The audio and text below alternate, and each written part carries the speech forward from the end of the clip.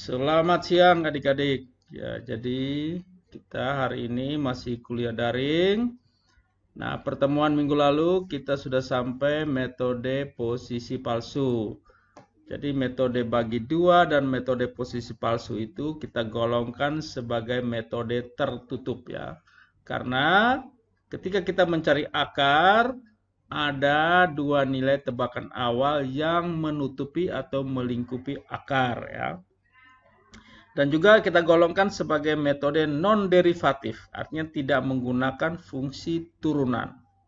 Nah, pada metode ini, Newton-Raphson ini kita kategorikan sebagai metode terbuka karena dia tidak memiliki dua nilai tebakan awal, hanya satu nilai ya.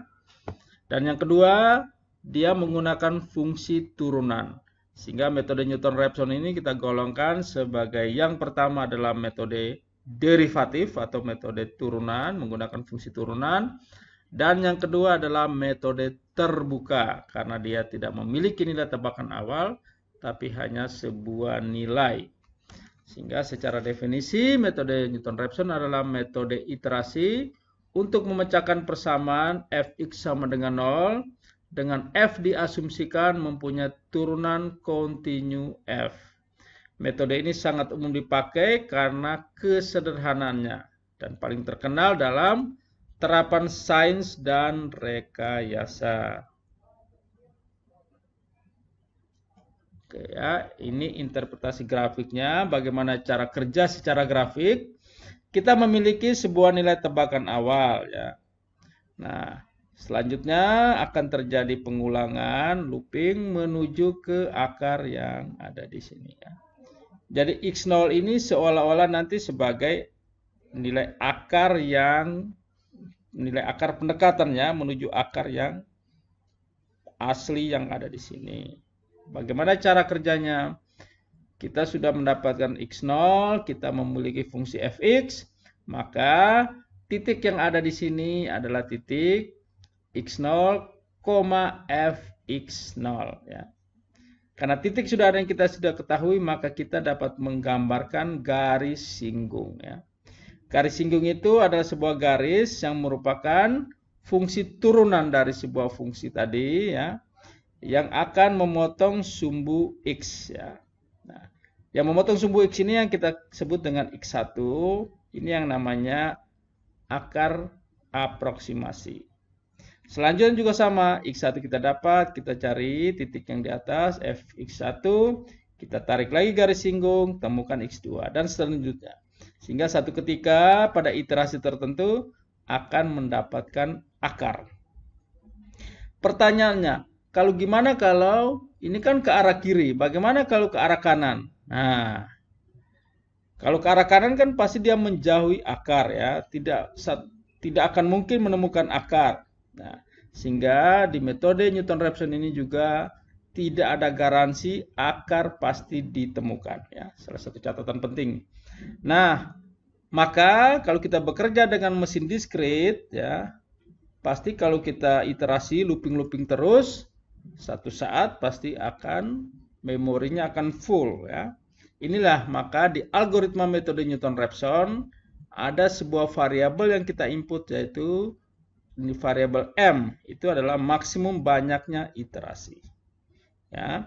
Kalau kita tidak menghentikan dengan iterasi, maka satu ketika komputernya akan hang. Terjadi memory overflow, ya, full memorinya, maka harus dihentikan. Kita tahu keterbatasan memori di komputer yang menyebabkan kita menambahkan sebuah variabel M. Ya. Jadi algoritma metode Newton-Raphson inputannya adalah fx, ya, sebuah fungsi. Sebuah fungsi tadi harus memiliki fungsi turunan. Adik-adik sudah belajar di kalkulus ya mengenai turunan diferensial dari sebuah fungsi. Setelah itu kita memiliki tebakan hanya satu yang kita sebut dengan x0. Lalu epsilonnya menghentikan iterasi secara normal. Dan M adalah menghentikan iterasi kalau tidak terjadi konvergensi atau tidak menemukan akar. Keluarannya masih sama ya, adalah akar. Nah, langkah-langkahnya iterasinya diisi 1, Langkah 2, jika f aksen x0 sama dengan 0, maka proses gagal. Selesai. Kenapa proses gagal kalau tidak ada turunan? Ya, berarti dia tidak memiliki yang namanya garis singgung. Setelah itu kita tentukan x baru adalah x0 kurang fx0 per f aksen x0. Nah, setelah x baru kita mencek epsilonnya dengan rumusan. Nah, ini tanda mutlak ya. X baru kurang x0 per x baru lebih kecil sama dengan epsilon, maka akar sama dengan x baru, selesai. Jika tidak, maka lanjut ke langkah 5.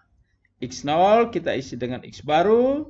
Iterasi kita tambah menjadi kita increment, iterasinya kita lanjutkan, kita tambahkan. Setelah itu yang ketujuh ini, jika iterasi lebih kecil M maka dilanjutkan, tapi jika iterasinya sudah lebih besar dari M maka harus dihentikan dengan perintah atau pesan bahwa proses belum konvergen atau divergen. Kira-kira itu algoritmanya. Coba dicatat dan kita akan lihat pada contoh.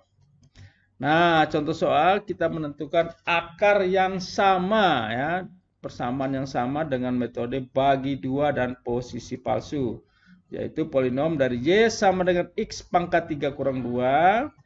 Jika diketahui x0-nya 1, epsilonnya 0,1 dan nilai m-nya adalah 5. Ya. Coba kita jalan ini secara perhitungan, nanti kita pakai Excel ya. Oke, di sini ada 2 iterasi ya, dengan 1 iterasi inisialisasinya. Oke, kita buka Excel. Oke, ini ya. Coba perhatikan adik-adik, kalau di rumah Anda pakai Excel, coba dibuka sama-sama agar kita sama-sama mengerjakan. Coba dikerjakan ininya apa? Tabel Excelnya ada iterasi, ada x0, ada fx0, ada f aksen x0, ada x baru, ada cek epsilon dan hasil dari setiap iterasinya. Fungsi turunannya, ya, Anda ingat x pangkat 3 kurang 2 turunannya adalah 3x pangkat 2. Bagaimana rumus terusan? Adik-adik sudah belajar di kalkulus. Jadi Pak tidak akan menjelaskan lagi detailnya mengenai turunan ya. Sebuah fungsi memiliki turunan, ada rumusnya ya. Oke. Setelah itu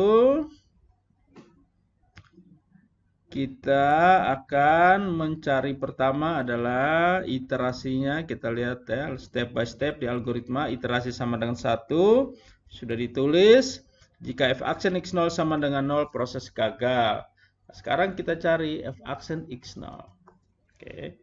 Ada perhatikan f aksen sama dengan f aksen x sama dengan 3x kuadrat. Mari f aksen x0 berarti x3 kali x0 pangkat 3. Oh ya, x0 tadi kita isi dengan 1 dulu ya.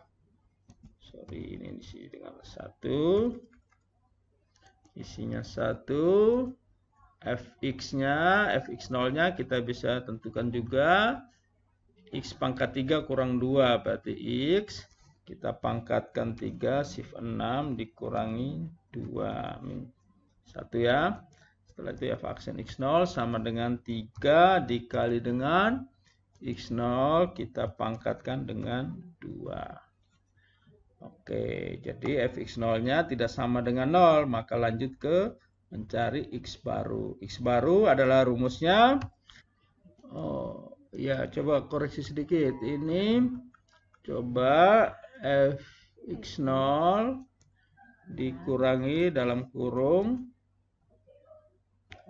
fx0 dibagi f aksen x0. Ya, betul ya. Sedangkan cek epsilonnya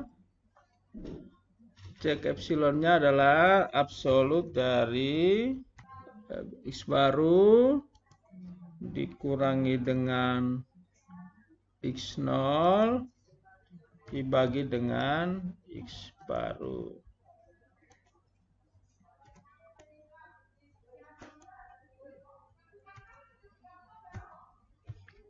0,5. Oke, 0,5 masih lebih besar 0,1. Oh, ini masih ada koreksi ya. Ini salah ya. X pangkat ini yang pangkat 3-nya kurang kelihatan ya. Oke. Ya, jadi koreksi tadi ya. Fx0-nya itu X pangkat 3. 1 di pangkat 3 kurang 2. Jadi 1 kurang 2 min 1. Bukan 1 ya. Maka menyebabkan nilai X barunya berubah. Rumus yang sama tadi. Cek epsilonnya juga berubah ya. Tadi 0,25. Oke ya. Nah 0,25 lebih besar dari 0,1. Maka lanjut ke langkah berikutnya. Langkah 5. X0 sama dengan X baru. Berarti kita tambah X0-nya sama dengan X baru.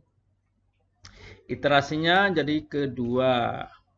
Iterasinya lebih kecil dari M ya. Maka kita lanjutkan ke langkah 2. Oke, langkah 2 kita cari lagi. F aksen X0-nya. Ya toh. 3 dikali dengan X0 dipangkatkan dengan 2. Ya, 5,33. Fx0-nya adalah 1,33. Dipangkatkan 3 dikurangi 2. 0,370. X barunya adalah X0 dikurangi dengan dalam kurung Fx0-nya dibagi dengan F aksen X0. Ya, hasilnya 1,266. Sedangkan cek epsilonnya adalah fungsi absolut dari X baru dikurangi dengan X0 dibagi dengan X baru lagi ya. Tapi dalam bentuk ini ya. Oke. Nah, ternyata di sini epsilonnya, cek epsilonnya ini lebih kecil dari epsilon ya. X baru kurang X0 X baru lebih ke epsilon, maka akar sama dengan X baru. Selesai. Jadi akar adalah X baru. Jadi kita lihat sini akar sama dengan 1,266. Jadi adik-adik perhatikan, ternyata di metode ini dia hanya 2 iterasi. Sedangkan regulasi yang kemarin juga sama, 2 iterasi. Dan metode biseksi dia 5 iterasi. Dalam soal yang sama. Jadi bisa dibandingkan, dikatakan bahwa metode Newton-Raphson lebih cepat daripada metode bagi 2 ya. Oke. Kita kembali lagi ke presentasi. Oke, jadi yang terakhir adalah latihan ya. Coba dikerjakan ini. Kerjakan dan dikirim sebelum jam 4 ya. Atau minimal sampai hari ini ya. Dikerjakan di Excel boleh seperti tadi. Tapi ada yang langsung di MATLAB juga boleh ya. Selanjutnya nanti Pak akan kirimkan soal yang sama seperti minggu lalu. Tapi metodenya yang berbeda. Untuk minggu depan kita akan ketemu lagi, tapi karena ininya sudah selesai ya di bab 2, maka kita perkuat dengan kuis ya, dan Pak akan kasih tugas kelompok untuk UAS nanti ya. Ini tugas 5-nya nanti, tugas kelompok untuk UASnya nanti. Jadi ketua kelas tolong bagi-bagi kelompok, tapi nanti ini lagi pandemi, jadi gimana caranya biar tetap kerja, tanya tidak ngumpul ya. Oke, mungkin itu ya penjelasan dari Pak. Jangan lupa presensi di ikhlas. Dan kalau ada pertanyaan atau ada komentar atau saran bisa ke YouTube langsung.